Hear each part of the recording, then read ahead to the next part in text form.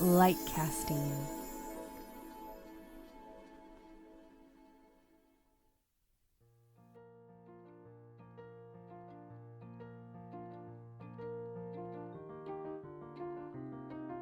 Hi, sweet souls. Welcome to I'm Awake, Now What? A podcast investigating the intersectionality of spirituality, healing, and personal development. I'm your host, Krista Xiomara. Rack up some good karma by leaving a 5-star rating and write a review if you're enjoying this show and tell your friends about it. This week I sit down with holistic psychotherapist, children's development expert, and intuitive guide for spiritual parents and entrepreneurs, Carly Mentlik. Carly created the Inner Rainbow Project, a hub for children's mental health and well-being that uses an innovative fusion of education and psychology, along with chakras and yoga to introduce spirituality to kids. Carly discusses how giving children a baseline understanding of the chakra systems allows them to stay connected to themselves and the world. She shares how giving children the ideas and vocabulary to embrace their emotions and shadow sides keeps them integrated and whole through the entirety of their lives. Hi, Carly. Welcome to the podcast. Hi, thank you for having me. It's a pleasure.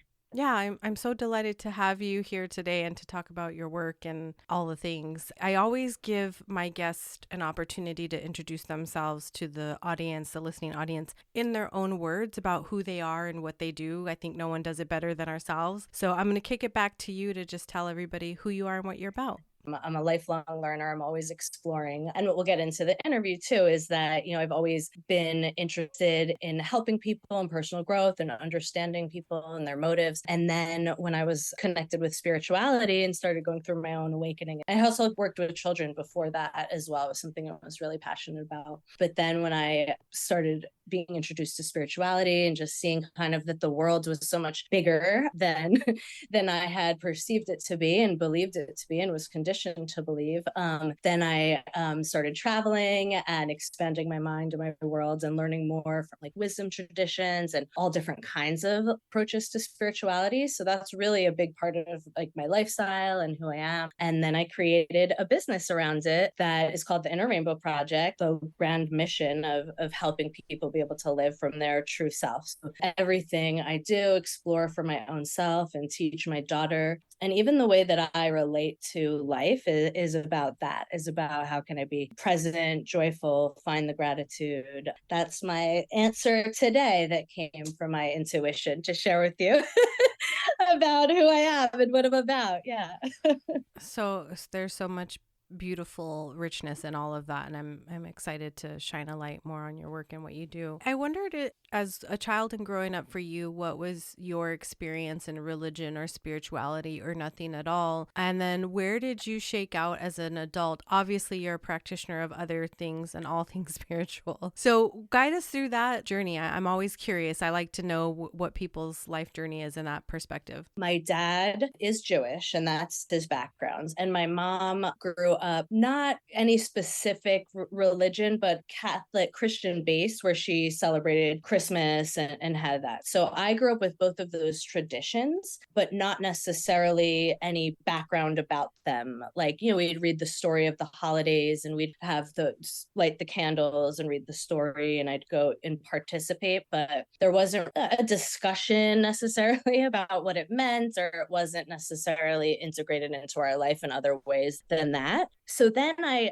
started to explore more kind of not Eastern yet, so more within the fields of psychology and so self-development, kind of like how could you be authentic? And so those were my little like first kinds of seeds. And then I started learning about Buddhist psychology that was like my closest connection to Eastern. And then when I was led to traveling and started learning about yoga, I was very much drawn to not only the poses, because initially in my 20s, when I got into yoga, it was, I'm going to lose weight. Oh, there's this new thing. But more so in my later 20s, when I connected with the philosophy and the spirit, that's when I started to really develop my own spirituality. I was very connected with that.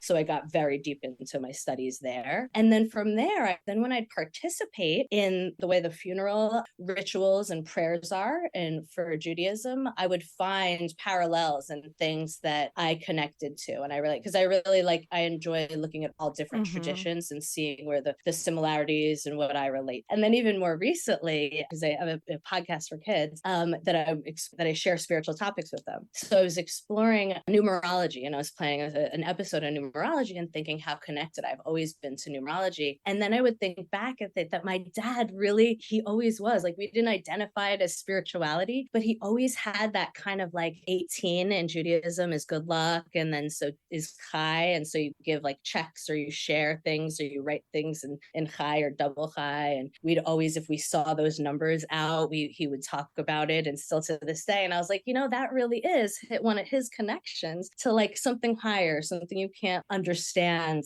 just through your senses necessarily. And my mom's spirituality really is in more who she is and how devoted she is to her true self, which is one of the ways I teach spirituality to kids. So I've been able to kind of identify the ways that her personal spirituality is and how she's shared that with us, my brothers and I, throughout our life. Yeah, that's beautiful. And it kind of tees up my first question about the work that you do quite nicely is you have the Inner Rainbow Project too, in helping children's mental health and well-being infused with education and psychology and working with the chakras and yoga and spirituality, all of the things amazing. Sure. I wondered if as a baseline, if we had the opportunity to give this to every child, because I think in our current, I would say, societal structure, we all appear as ourselves when we're born, and then society tells us and we start to disassociate parts of ourselves. But what I understand the work that you're doing is making sure that the disintegration doesn't ever leave the child. They stay integrated. If they can go along this path, they could stay integrated through their entirety of their life. What do you imagine a world would look like if everyone was able to do that from the beginning and to the end? What does our society look like after that? I mean, it's a big question, so please take it wherever you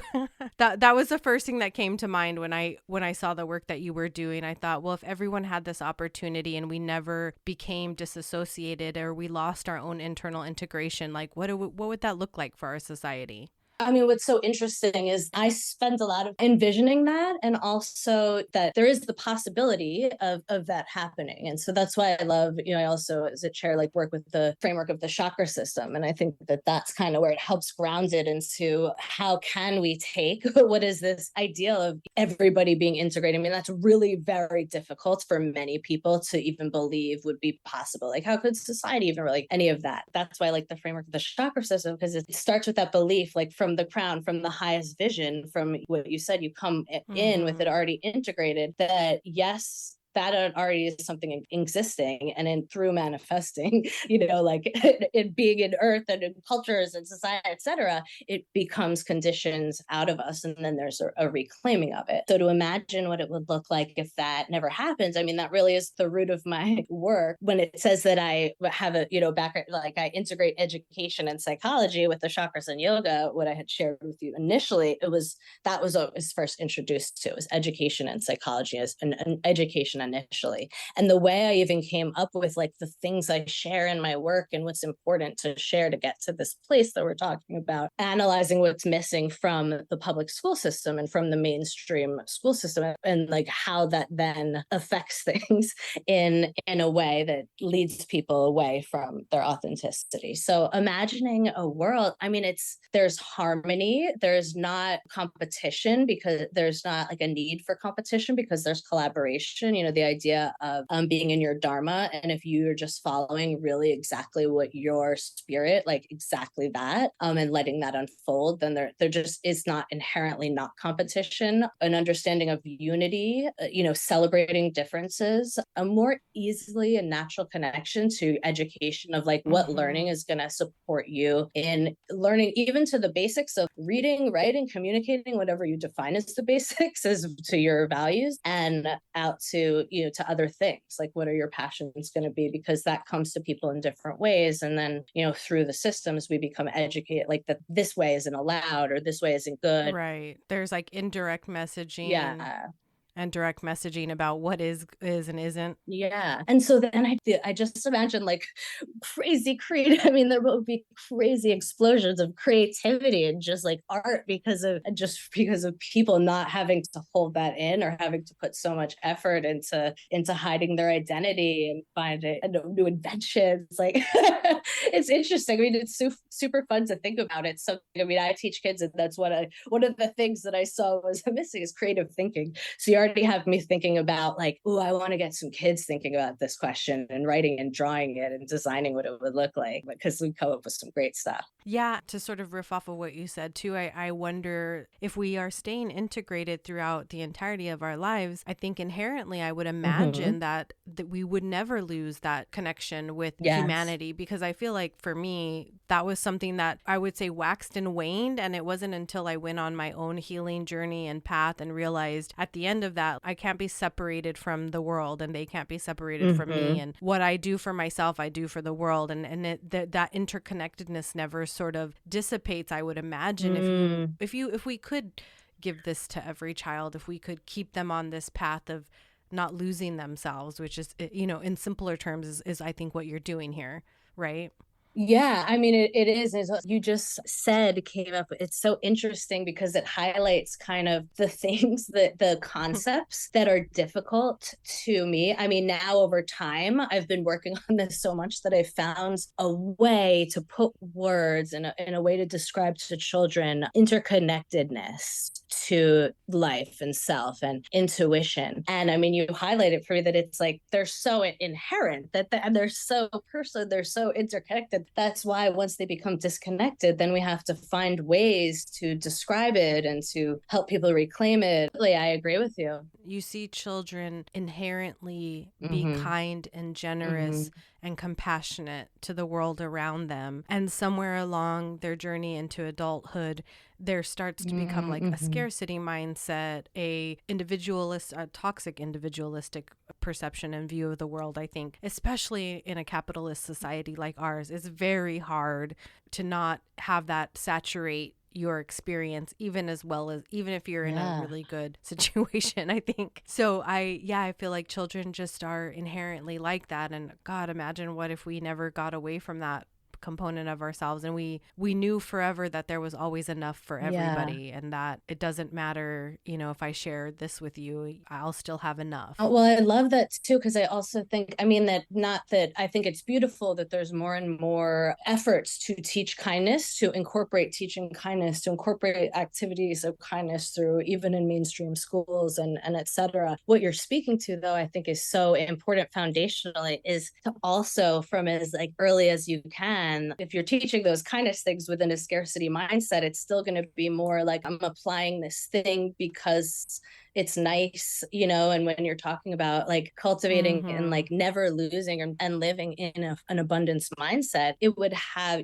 kindness would have such a different energy to it, and it would just be natural. And I teach kindness within the heart chakra in my work. It incorporates that idea of interconnectedness and how it also increases your own love and kindness and that in the world, and that it's not taking anything away from you in order to be kind to somebody else. And so I think cultivating things like that right from the beginning support not losing that and not having that disconnection. Yeah. And like you said, having that in a capitalist world or a me versus a we society, having that contradiction placed in front of somebody, even if you are trying to teach kindness, sometimes probably gets lost in the messaging, I would assume. Yeah. Like, it does now. I think we still see that. Like you still can't teach people how to be kind to one another as adults. And you're like, can you just be nice to people?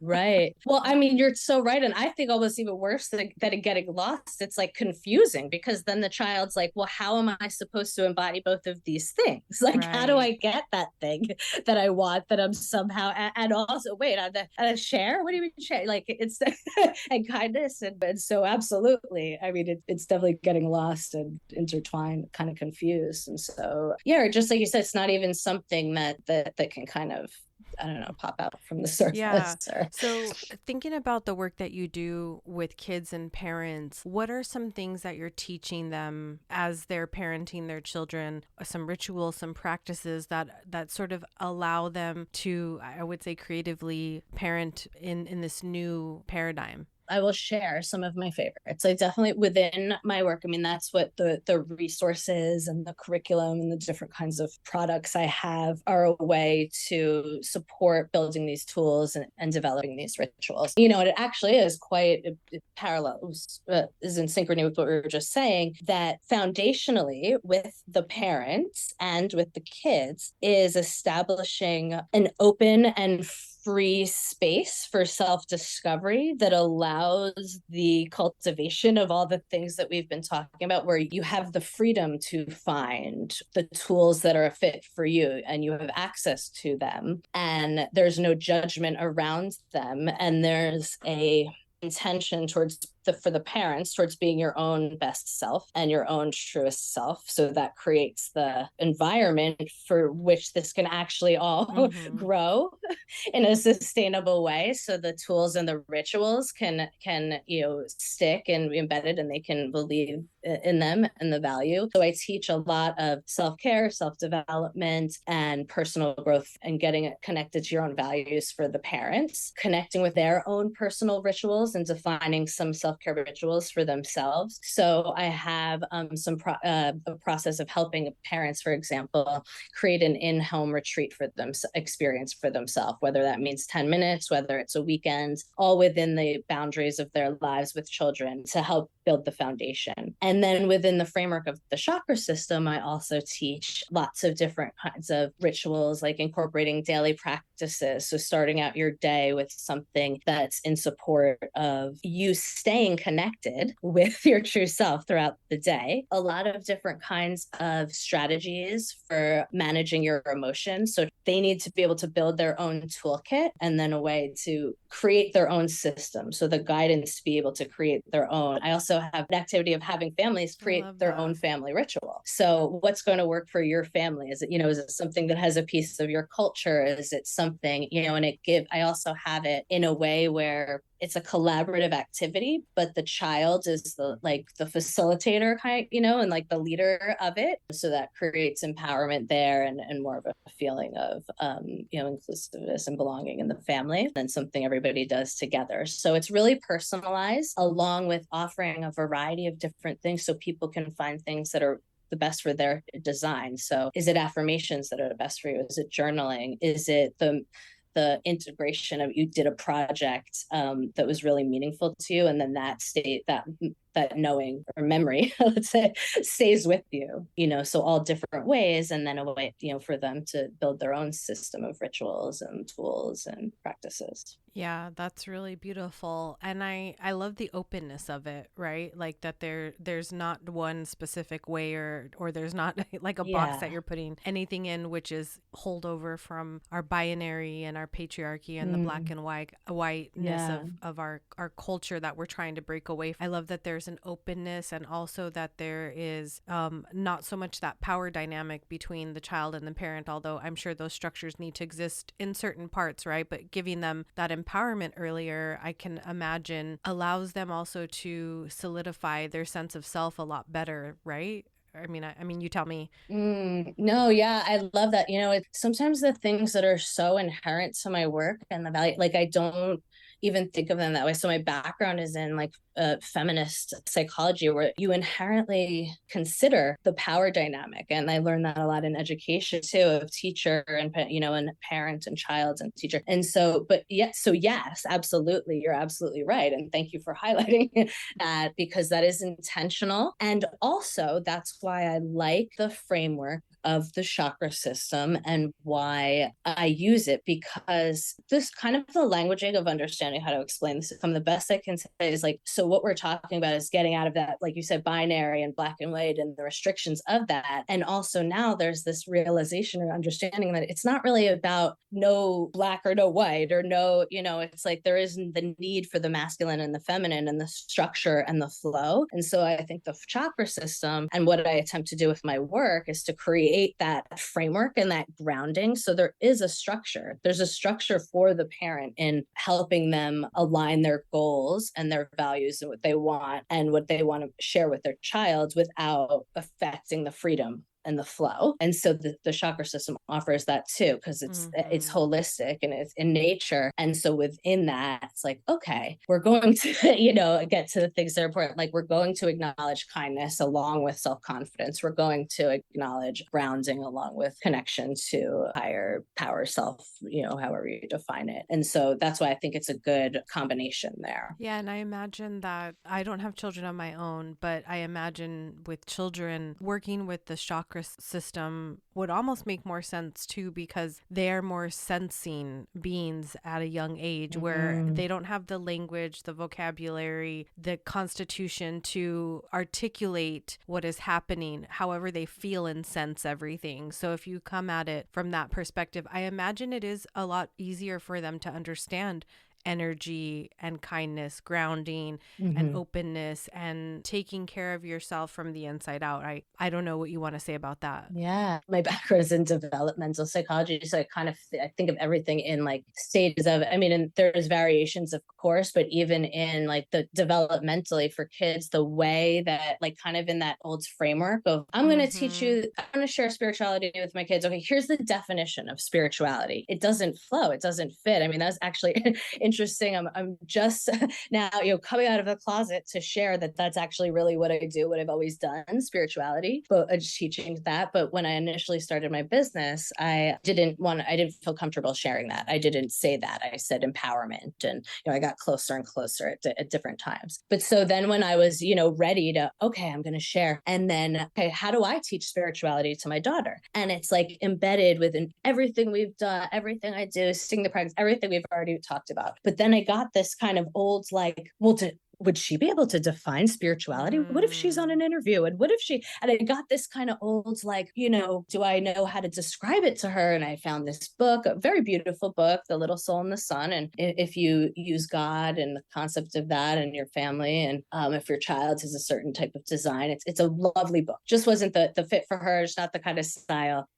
But I just felt this kind of draw. And I'm like, you know what? It's not about knowing like these kind of like 1, 2, 3 steps or the definition of it or the memorizing a definition. It's like connection to your highest self. And how do you do that at all stages? Like what's the most appropriate and natural way to do that and connect with that, and for someone to understand at all different stages of their lifestyle, their development. And I agree with you. Yeah, absolutely. That children come in, yeah, absolutely born like connected to that. And just having the knowing where it's almost like, what do you mean? Like if you're not disconnected from self, then it's not as easy. Like, what do you mean spiritual? Like I am that. I'm not disconnected. Like, so I am spiritual. How do you describe it if you're not disconnected from it? It's at least in a different way that you need to bring it across, Yeah. And I think in some of the work that you do, you talk about preventing these emotional landslides. And when I was reading your website and the notes that they sent on you, I was thinking, well, what really seems to be happening here in your work is that you're basically giving children the tools before they have to acquire them as adults. Whereas like, that's what I had to do, yes. Right? I had to go through some stuff.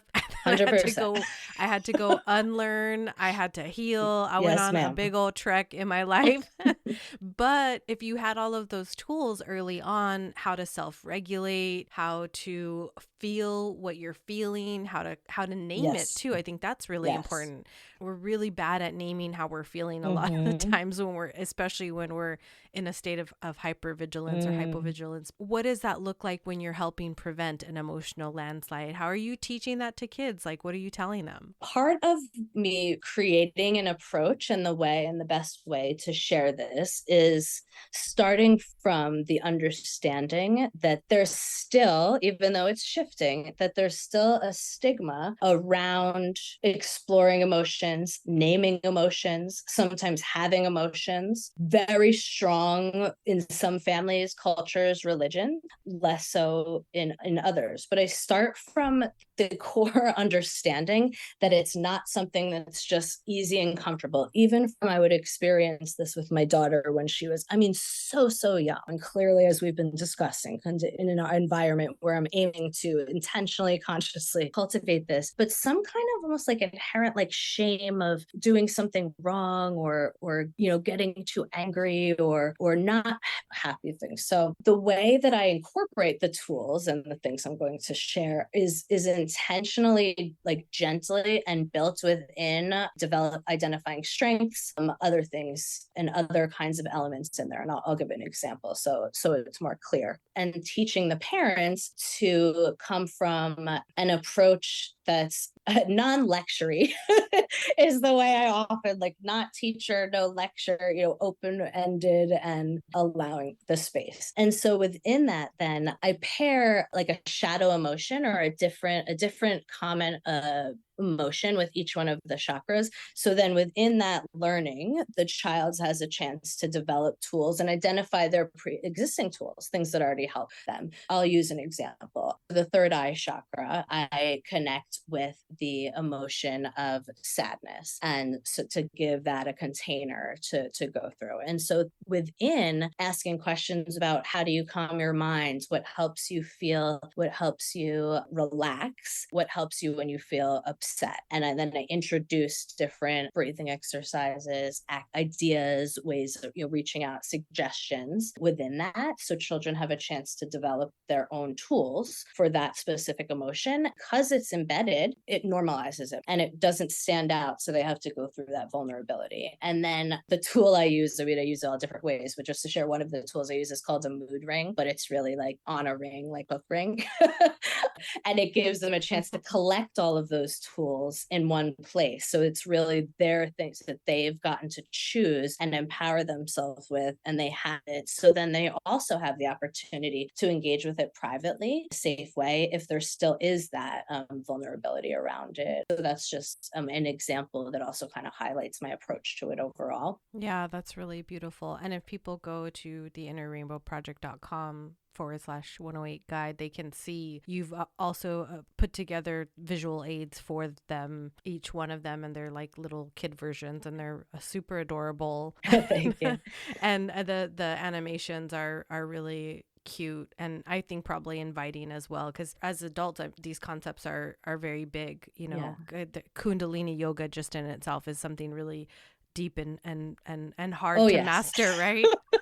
I mean, that's still for me. That's up there in the kind of types of yoga is probably up there at the top there for to get into to understand the depth of, for sure. Yeah, so it's no small feat to even distill this down into language and pictures, into a system to translate it for these children. I think that's really cool. I love that you did that. I think it's really awesome. Yeah, thank you. I mean, just to speak to the images real quick, the characters themselves, where I very openly, admittedly, do not draw the characters myself. I have amazing artists that translates my vision into life, but all of their colors, what they're wearing, their tools, their powers, their personality, they're all intended to teach the chakras and how you can help and also erase that stigma too. So each one of them, and I actually, when I first came out with the characters, had somebody reach out to me that was like, I really like your characters, but I don't know why in the personality description you explain kind of like what their challenge is, or like what's, I think, wrong with them is what she said, but that's not the intention. And it was like, that's the purpose, is to normalize it and to also allow a way and pathway to open up conversation. So you don't have to talk about the way that feels for you initially. Helps us like a safer pathway in. So one of the characters, the solar plexus chakra character, it's about power and confidence, but when she also is kind of like a perfectionist. So if things aren't going her way, she gets kind of frustrated. And so that gives language, it gives space, it gives an example, it gives something outside of yourself as a way to help talk about that and support that. And also it's just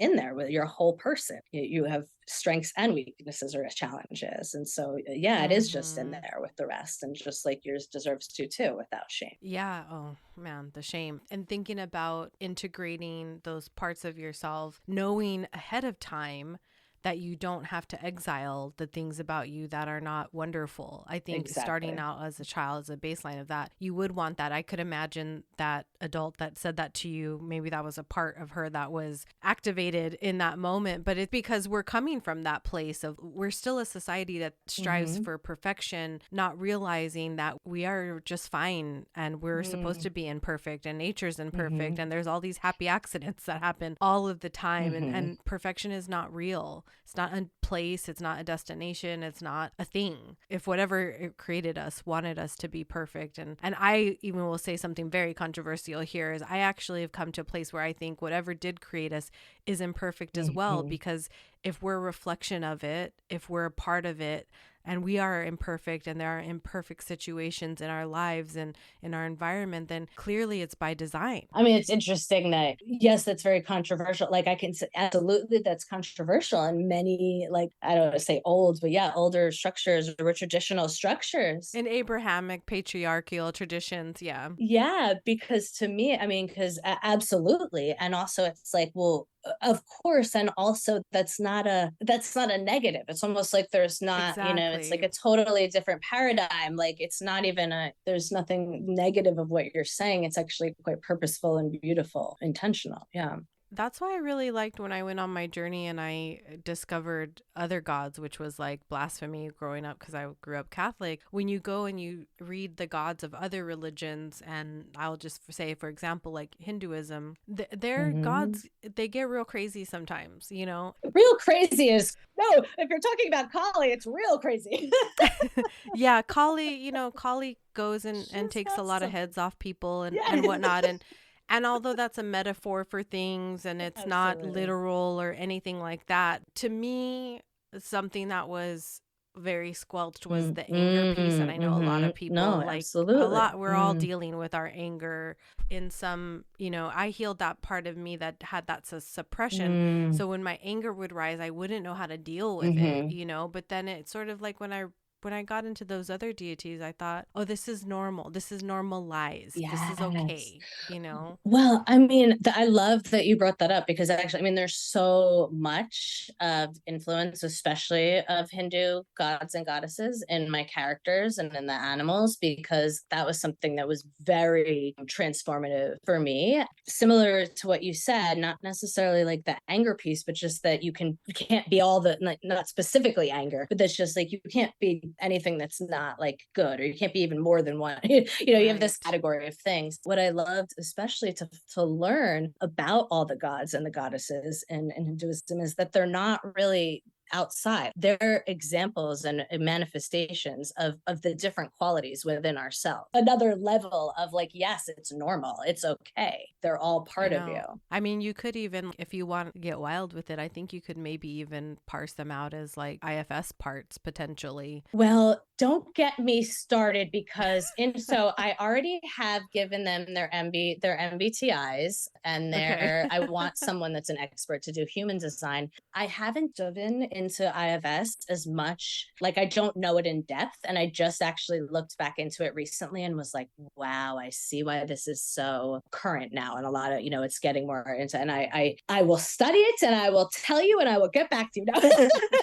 I have a lot of projects like that, but I'm so fascinated because it really is. I mean, exactly. That's something that I noticed about IFS, is that it is, bringing that you inherently are these different parts, and that it's not a thing you have to hide or dismiss or bury certain parts. That's the beginning. Or shame it away. Absolutely. Like you said at the beginning of this conversation, like just shaming the shame of what we put on ourselves and what society, our family, our religious institutions put on us is such a heavy burden to carry. Add the idea that there's some imperfection or something inherently wrong with you, and that can be really detrimental to a small soul. Well, I also am a therapist for adults, and so it's actually interesting because I see and experience the things that they're dealing with, and then it helps me even go back, like, how could this have been prevented? And so talking, I have a client now that is dealing with perfectionism, and we were just talking about like highlighting it. So it's like, there's no way to win within that system. You absolutely, that's damaging because you don't have a chance.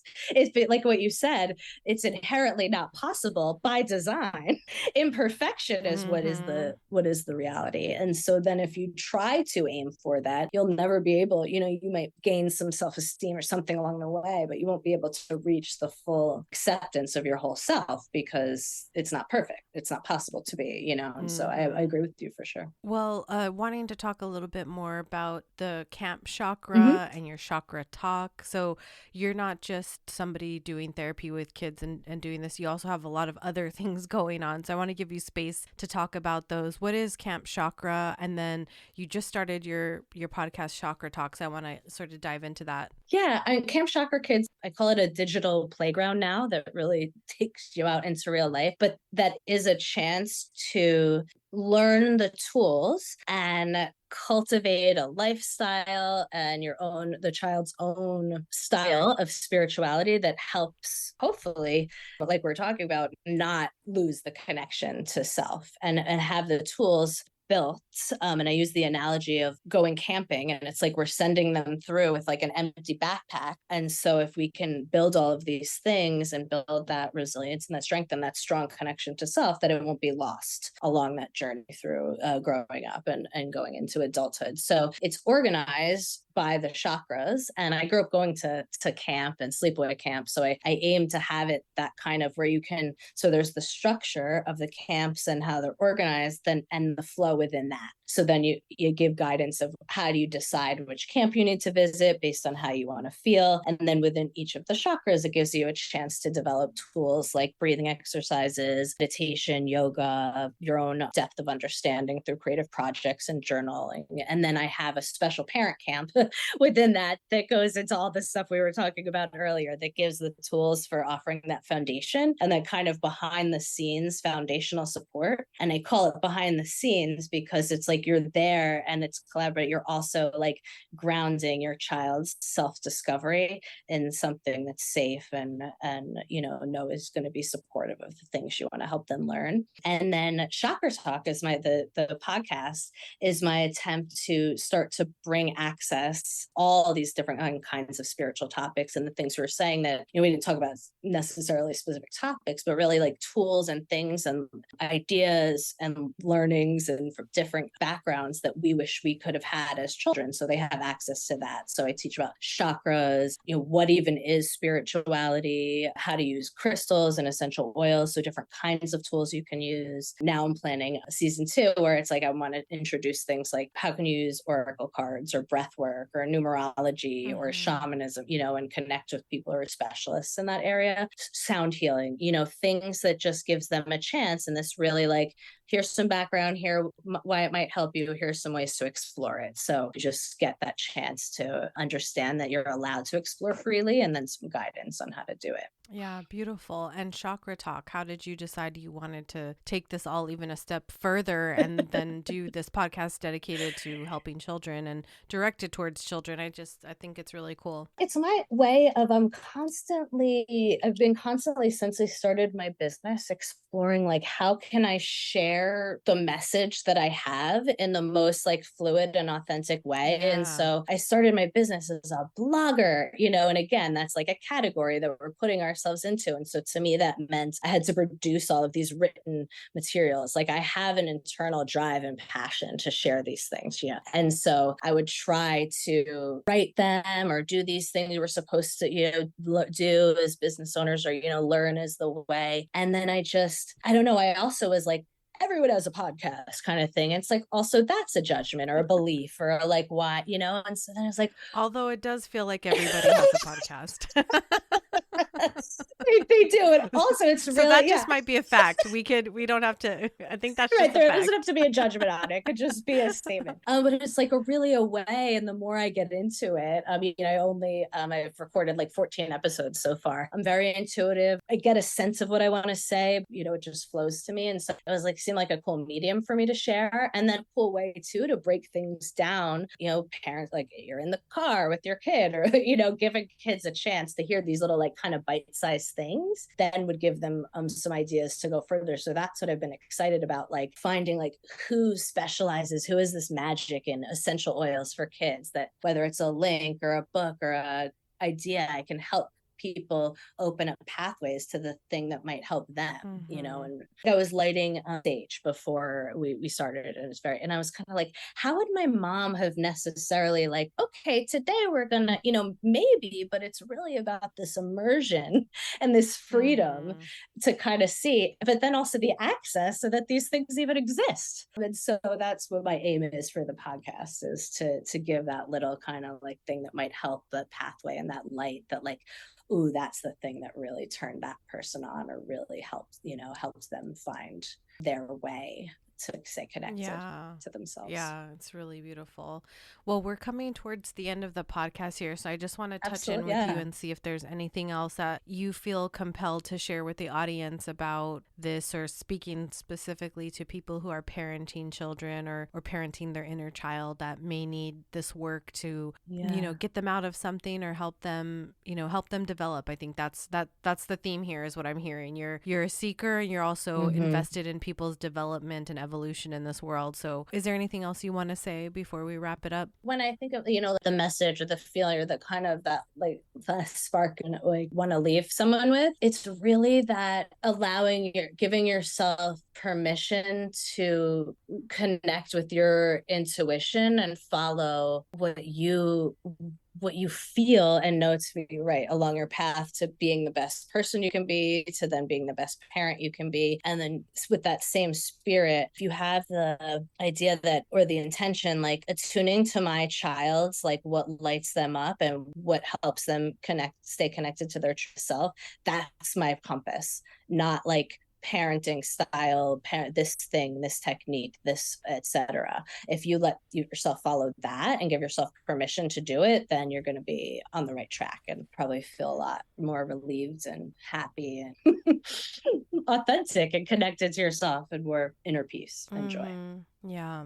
It's so true. And where can everyone find you online? Where do you hang out mostly? What are your handles for social media? Yeah, I mean, my main hub is the innerrainbowproject.com, like you said. And then you can find like portals to the Chakra Kids there. And I'm on Instagram and Facebook, and I do share things right there. You can find my podcast Chakra Talk through my website, but I'm also getting really interested and excited about YouTube and just making videos that also kind of share these kinds of concepts and topics visually. So you can actually find like a video on YouTube that how to teach chakras to kids, some guided meditations on there and things like that. So the channel of YouTube is Chakra Kids. I always like to end in some gratitude as well, and just check in with my guests to see what 3 things they're grateful for in this moment, this week, this year, their life, whatever sort of is in your heart chakra today. Yeah, I mean, I'm very grateful for this conversation, because you highlighted a couple of things that helped me kind of understand even my mission more, and just like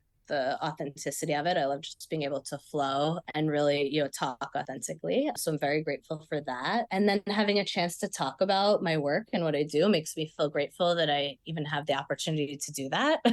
That's something I get to spend my time on and helping people. And then my recent book, I just dedicated it to my forever muse, my daughter, Layla. And so that's something that I'm just always like, is at the top of my gratitude at mostly all times. So I have to add that as the last one. Yeah, that's beautiful. Well, I do wish we had like 3 more hours to I talk know, about all fun. of the things. We had such a great It went time by really fast. Yeah. Yeah, and I really appreciate you coming here and doing this work. And I'm very much an optimistic person, and having gone through my own healing experience and wondering what could have been different at the beginning of my life journey. I think if kids have access to this information, these tools, this understanding, I think we could create our own heaven on earth here. Absolutely. I mean, when you had asked me and like that, I don't know why I didn't say it actually, but when you said like, what could that, what would it look like or be like? I thought of utopia, I thought of something like that. And it's like, that's so interesting. I don't know why I can't say that. That's too preposterous or, impossible to envision. But it's like, yes, that's really what it is, that is the ideal that we're striving towards, and the belief that we have if everyone stayed connected to their true self. So. When I think, just tag on to that, is I think there is some, I want to find the right word here, but there is a lack of imagination, and also I think a Mm-hmm. real barrier to Mm-hmm. people being able to imagine that world, and that Mm-hmm. starts with their connection with themselves and with Mm-hmm. what the dynamics of our culture looks like. A lot of things would have Mm-hmm. to shift. Obviously, you know, it's Yeah. a grandiose idea, but I don't think it's impossible. So I think, No, like, yeah, yeah, to your absolutely. to whatever that Yeah. piece was that was like, well, maybe I shouldn't say that, or feeling weird about Yeah. it. Like, I think I'm very optimistic. So I feel like it could I love happen it. Okay, let's speak it out there. if Yes. everyone had access to Yes. this. Yeah. I mean, I'm let's speak it into Yes. fruition today. Yes. It may take until we're gone off of this Mhm. earth, but I think, I think it's possible Yes. for I love sure. that. Yes. And that's something else I'm grateful for you sparking that. So. Well, I had such a good time with you, Carly, and this was wonderful. This podcast was written, directed, and produced by me, your host, Krista Xiomara, in alignment with LightCasting. Music curated and created by Mr. Pixie. You can find I'm Awake Now What on all social media channels by searching IANW Podcast. Head over to your favorite podcast app and subscribe, download, rate, and review. Come back every Sunday to partake in a new and enlightening conversation. May you be filled with love and light until we meet again.